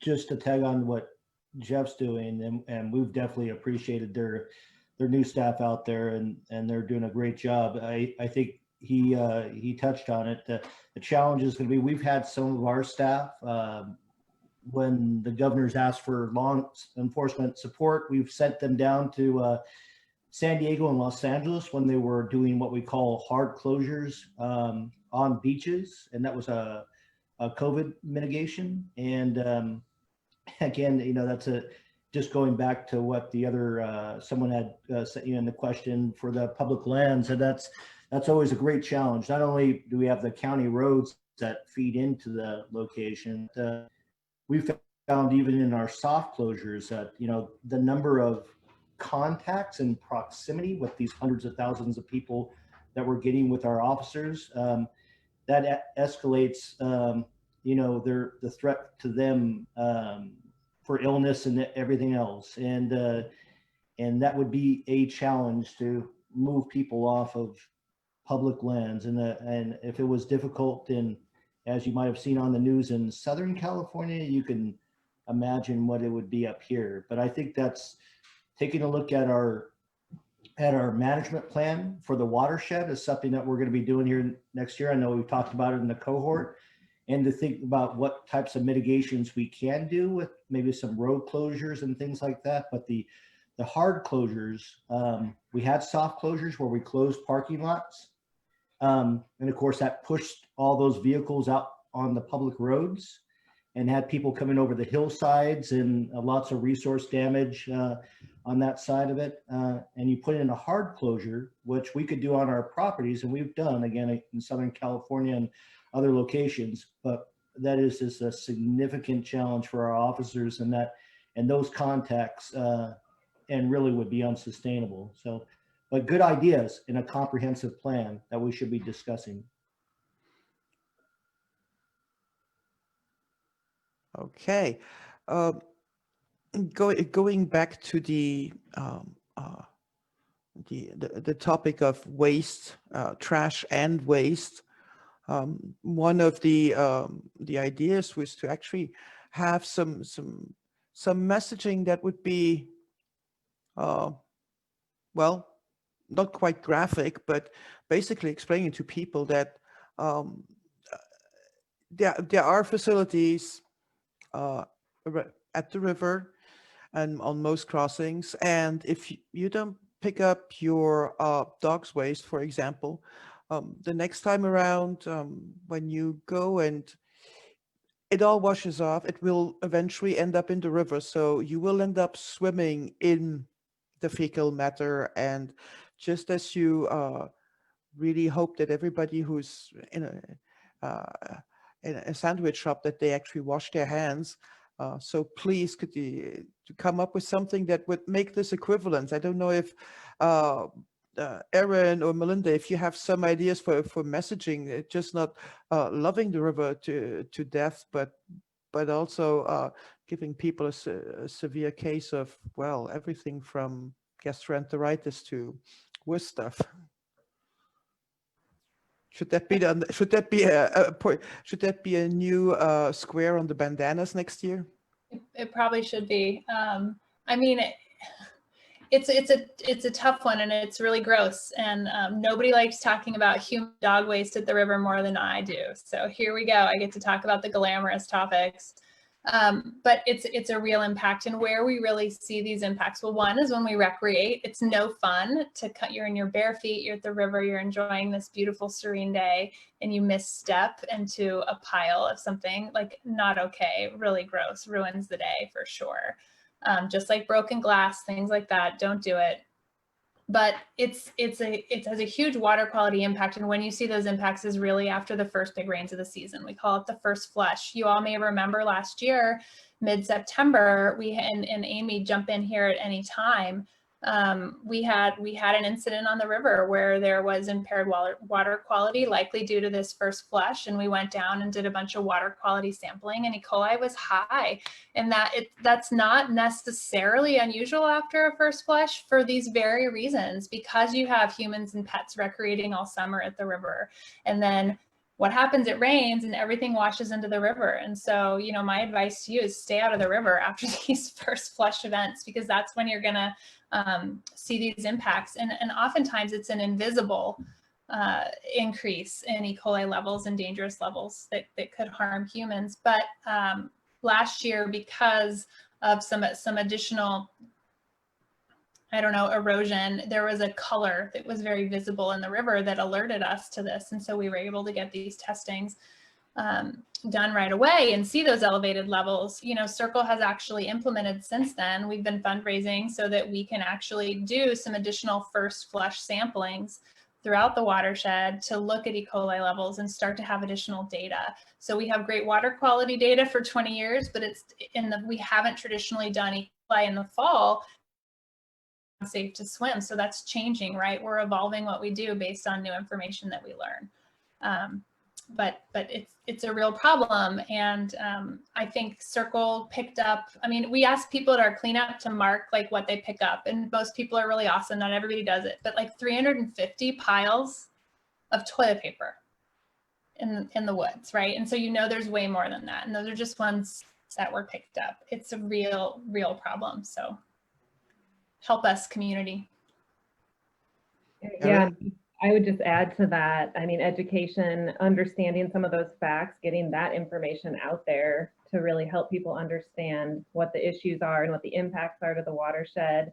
I mean, we see on our trails this problem all the time. I mean, something that has helped is putting up trash receptacles at the trailheads and having the doggy bags, and you know, that does help in some way. Sometimes then we're just finding those doggy bags out there, but at least it's easier to clean up and get out of there. So yeah, the education piece, and then wherever we can, I know it's more of a staff issue than having to take the trash and go and collect all of that. But I think those things would work as well. And Amy, would you have to add anything to that? I would love to. Would you like to pile on? One of my favorite things, because we're food, we're hazardous material and all that. So whenever I'm educating people in food, and I know it's just gonna kill my supervisors, so I pardon me for this topic. But a great way to educate food staff is oftentimes in a restaurant you have a lot of bare hand contact. 70% of all of the nationwide and other foodborne illnesses in other countries come from people not washing their hands. And do you know why? It's a great headline to be perfect on a t-shirt. I actually had some made. at my other job, but if you don't wash your hands and you get sick, you're essentially eating that food handler with fecal matter. We all carry it on our hands. So the t-shirts I made was don't eat poop.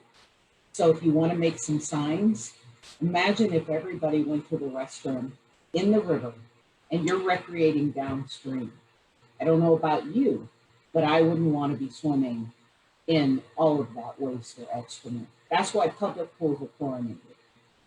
So, you know, it's as human beings, you need to be respectful of each other. You're going to a beautiful environment, and you could easily pick up after yourself. So it should be a no-brainer.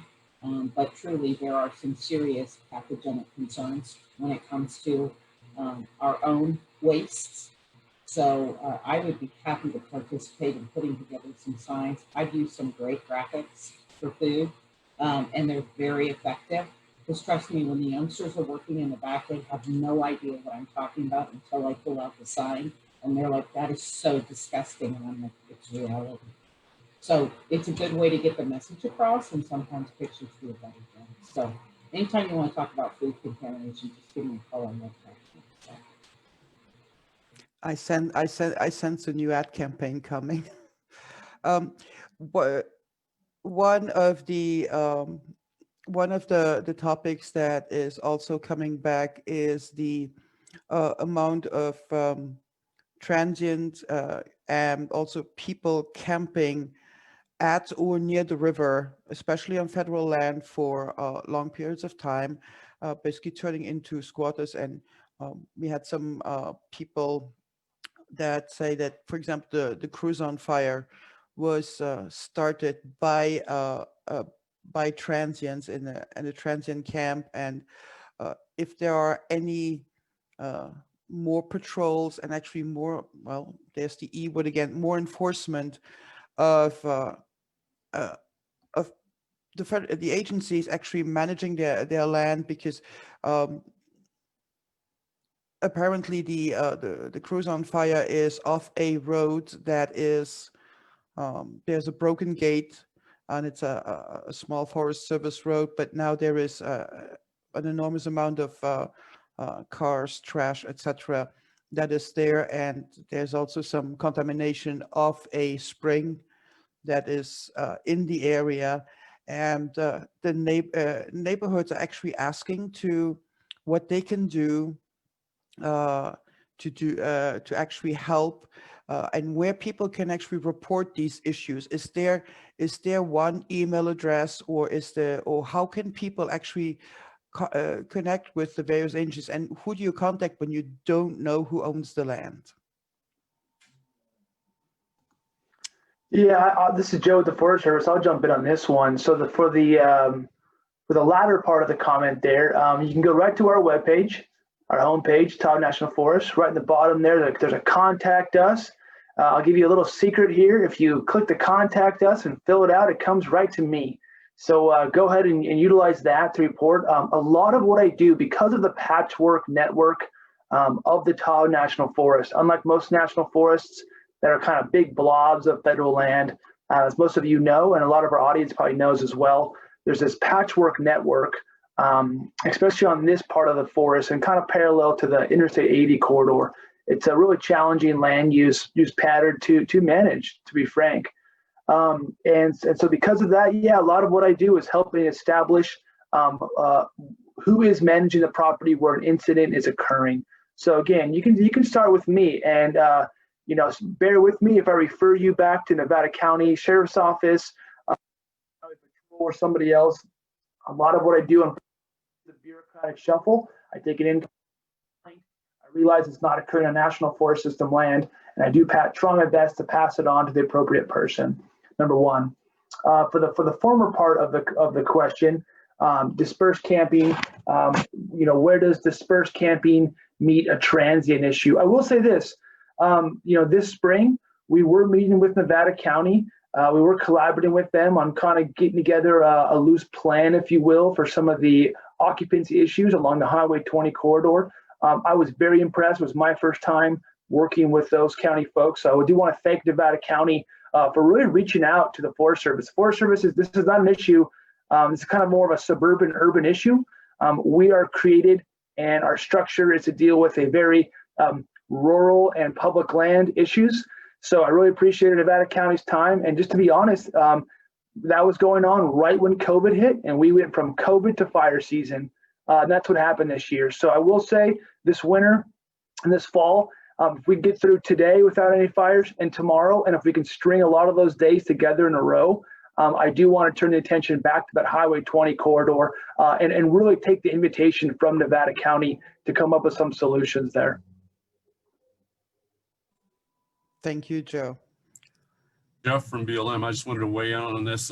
Similarly, the BLM also has some pretty challenging issues regarding homelessness, and the trend I think will probably go up, not go down.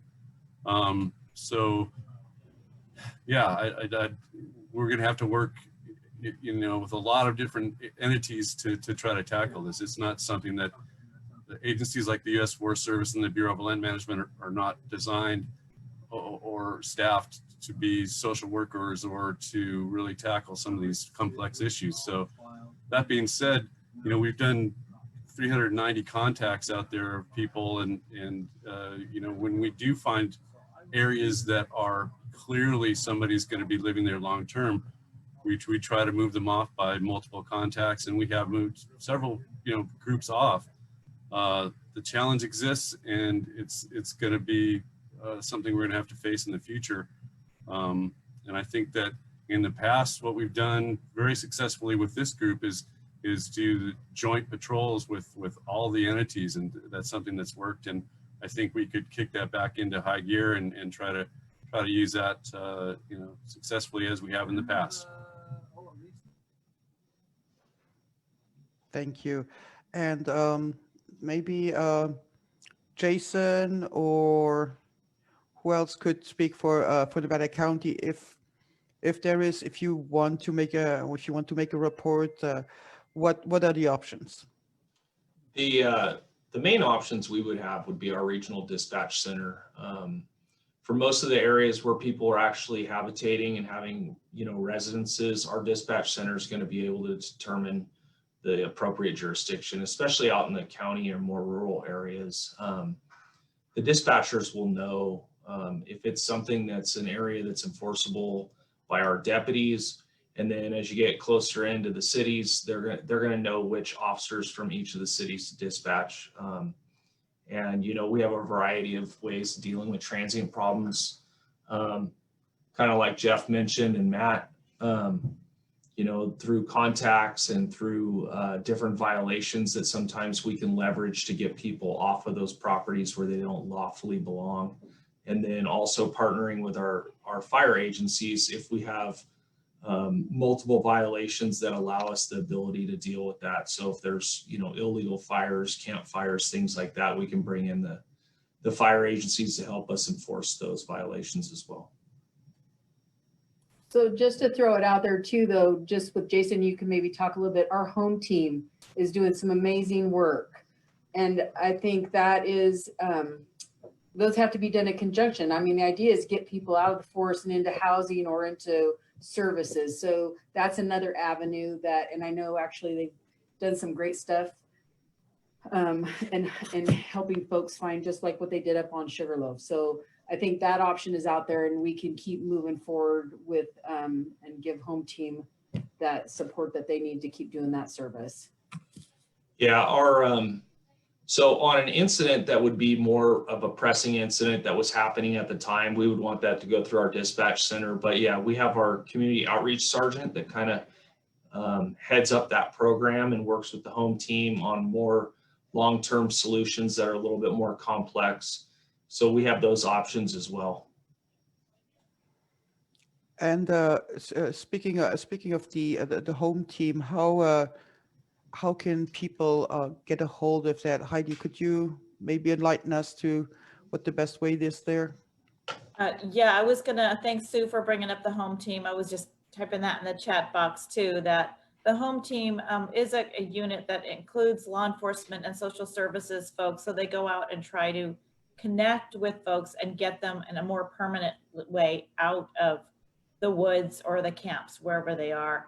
I don't have a direct phone number right here, but you can always call 211. That is our connecting point area. You can say, I have it. That way they can help you figure out, do you need to go straight to NCSO? Thank you. Do you, can they connect you to home team, the home team? And that number is 470-2686. Thank you, Taylor.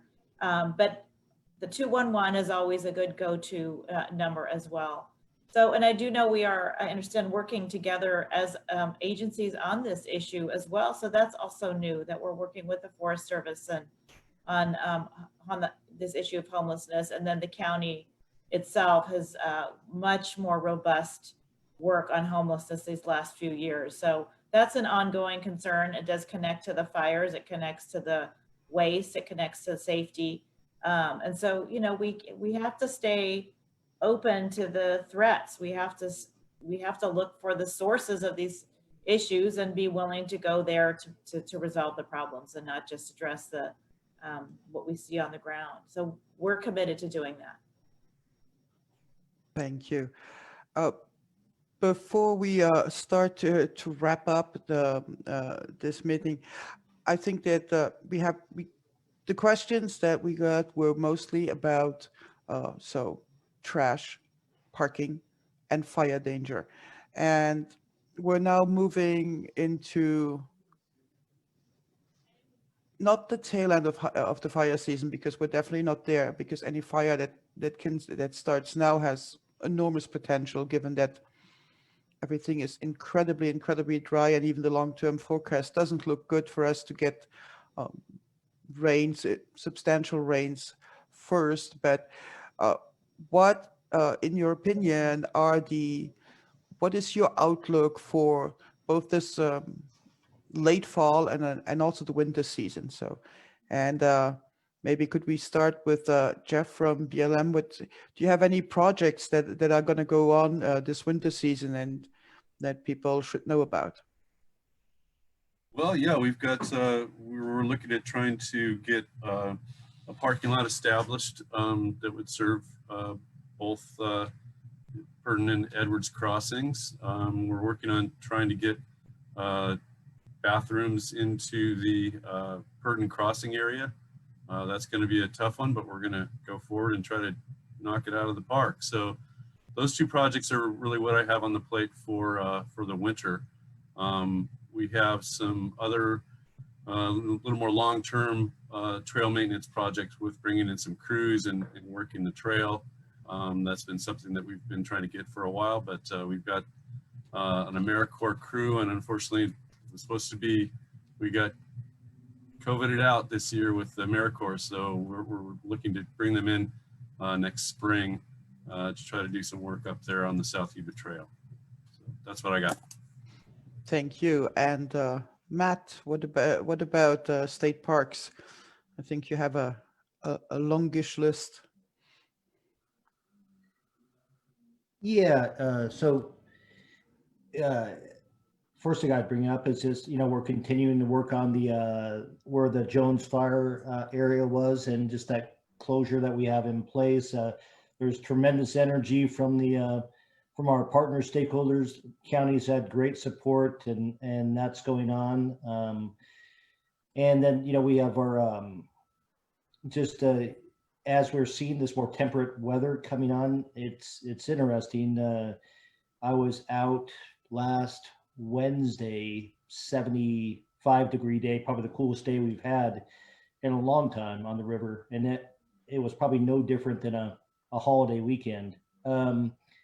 So part of this is that we're trying to kind of repair and restore property along that Jones Bar corridor in that watershed, and then just trying to bridge the gap with ongoing operations. You got the Humbug Trail that just opened up again. That was tremendous work by our trails crew. You have the bridge, the Bridgeport Cover Bridge, hopefully reopening sometime February, March. Looks great. Malakoff Solar, one of the first solar parks in the state park system. That's been going on for a while, but that they're about ready to flip the switch and have that be a green park unit. You look over at Empire Mine, and and we're going to be doing some outdoor school classes at the unit. So I think it's really important. We're talking about all these challenges that we're dealing with across the board, that there's really some incredible work that's happening in a collective sense with our partners, Circle, the county, and everybody else. So lots of stuff going on, along with it staying busy. Thank you, Matt. George? Yes, Pascale. You know, with our, am I muted? No. With our staffing, like I said earlier, we're going to continue to help out where we can, especially on the 49 crossing. I did want to bring up our stats real quick, if that's okay. Please. We had 85 sites in 2019 on the rivers, 175 in 2020 so far.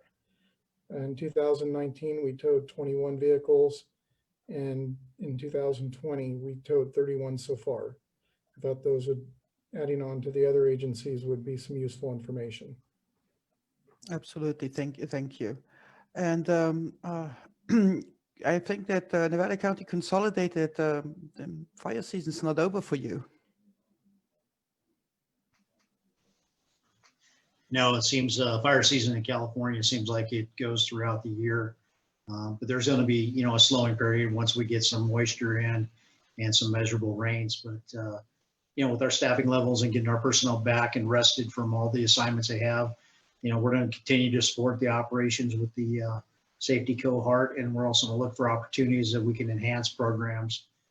We've been reaching out and working with the allied agencies on new training in the off season, just to be prepared for the seasons when they come up with swiftwater rescue, fire safety, those type of things. So we'll continue to do that throughout the year, but our mission doesn't change. We're still initial response. We're just transitioning into a different type of fire, you know, when the weather's cool and we start getting our structure response and backcountry rescues. Thank you.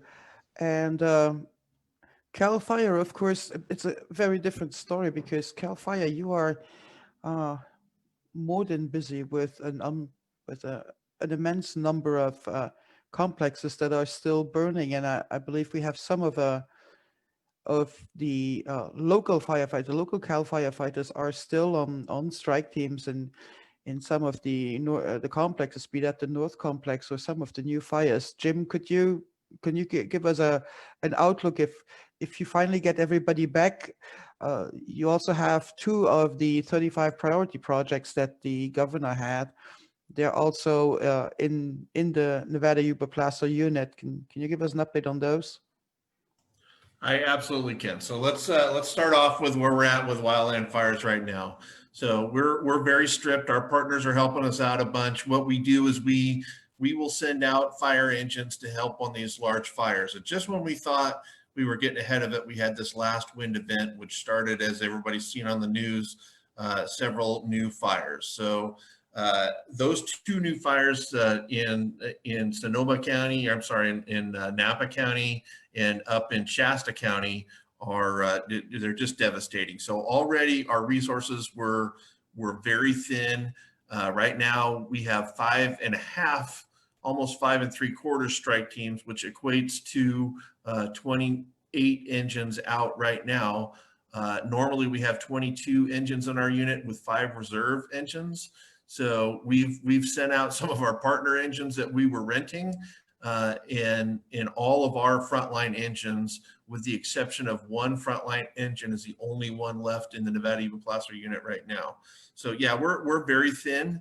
We're getting into that time of the year where we get into our large devastating fires. So we're nowhere near the end of this fire season, and it seems like fire season just goes along. As far as predictive services, I think everybody's seen the weather this week. It's going to be hot and dry. We have no chance of rain in the predicted future.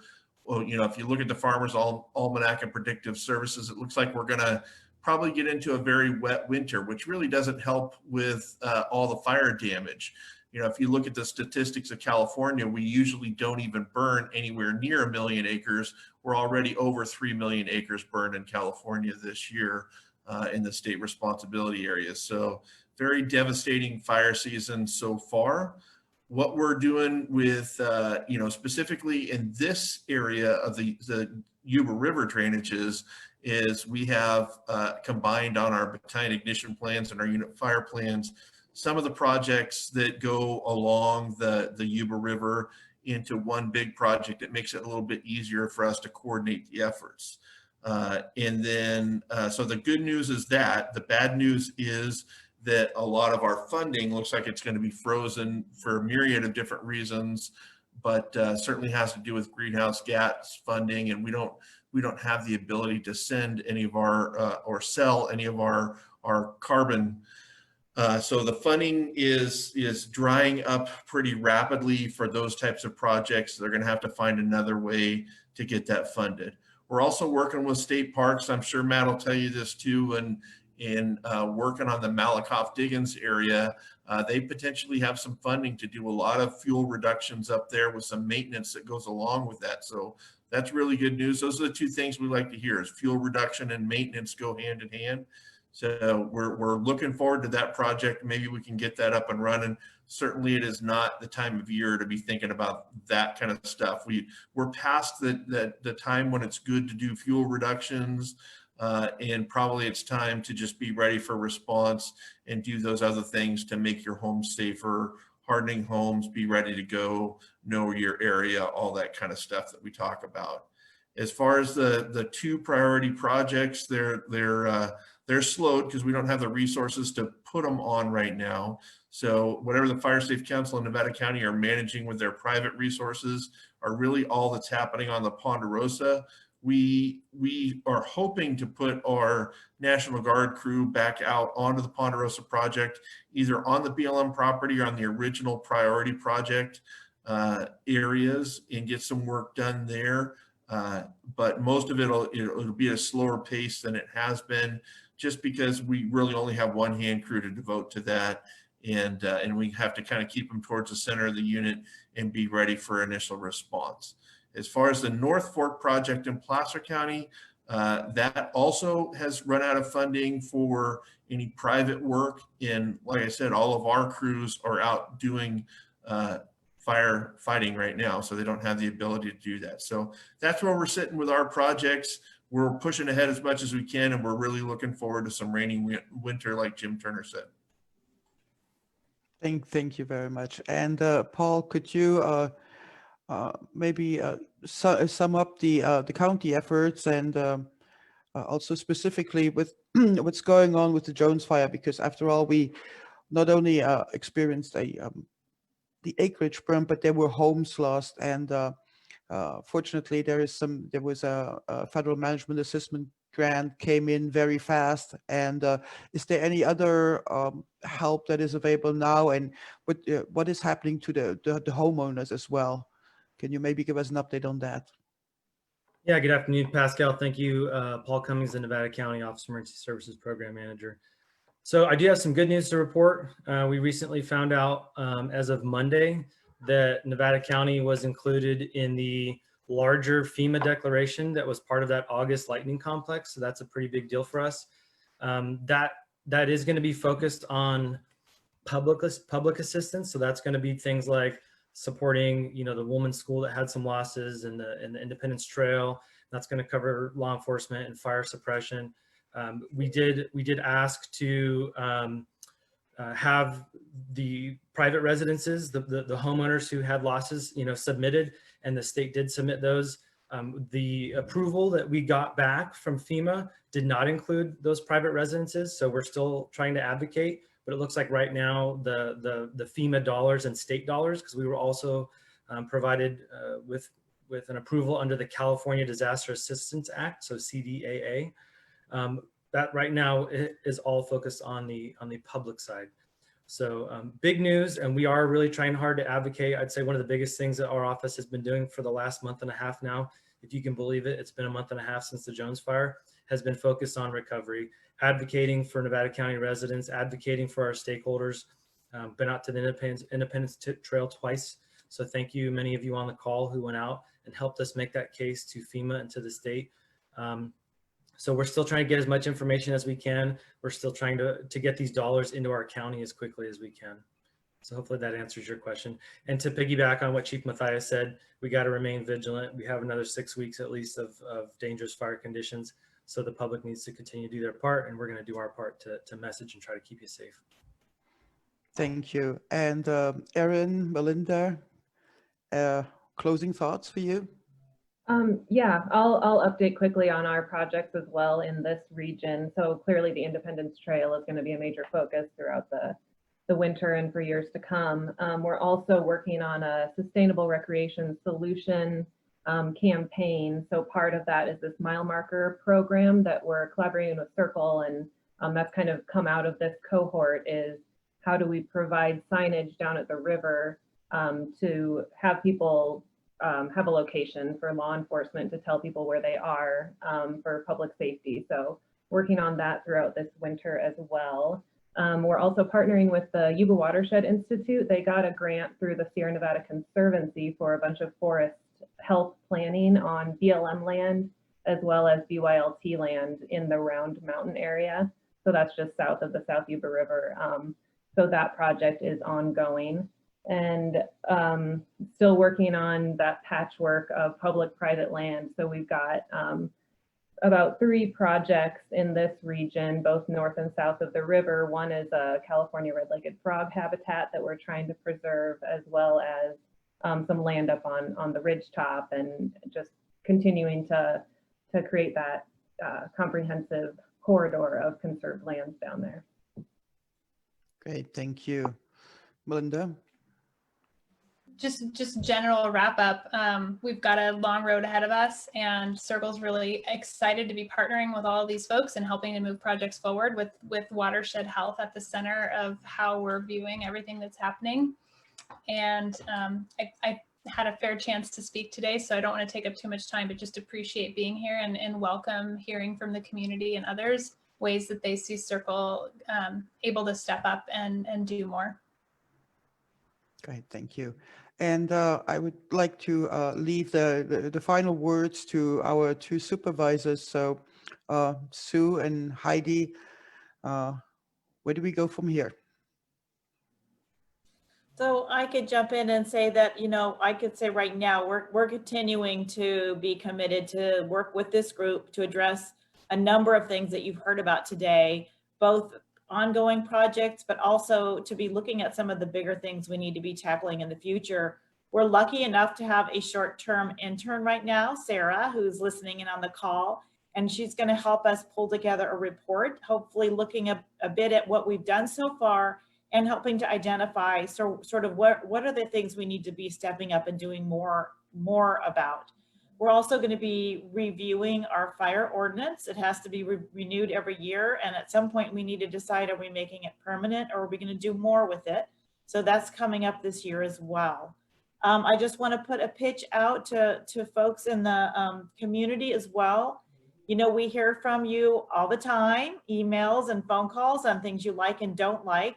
We'd love to hear your ideas and suggestions. You can email us, and we'd love to hear that you like that we're working on in this cohort, that you want the county and all of these agencies to continue to do this great work. It helps us to move forward. I think we're going to be wanting to look at more funding to keep this work going, to continue these collaborations. So your input, your support, and your suggestions are also very welcome. And thank you to everyone for committing the substantial time that you all do to this cohort. It's all very valuable. Thank you. Thank you. And with that, I would like to thank all of you for adding yet another 2 hours into the cohort time. And hopefully we answered some of the questions that the members of the public had. And again, if you have any questions, Jeff has offered up his email address, and if it is something that is, if you have problems with, if you need resources, etc., it's always an option to call 211. They can help out. And don't forget to also support your local nonprofits, because they do a substantial amount of work both on the river and year round. And thanks to all the agency and everybody who's who offered up suggestions and opinions. And with that, please, everybody stay safe, don't cause any sparks, and bye-bye.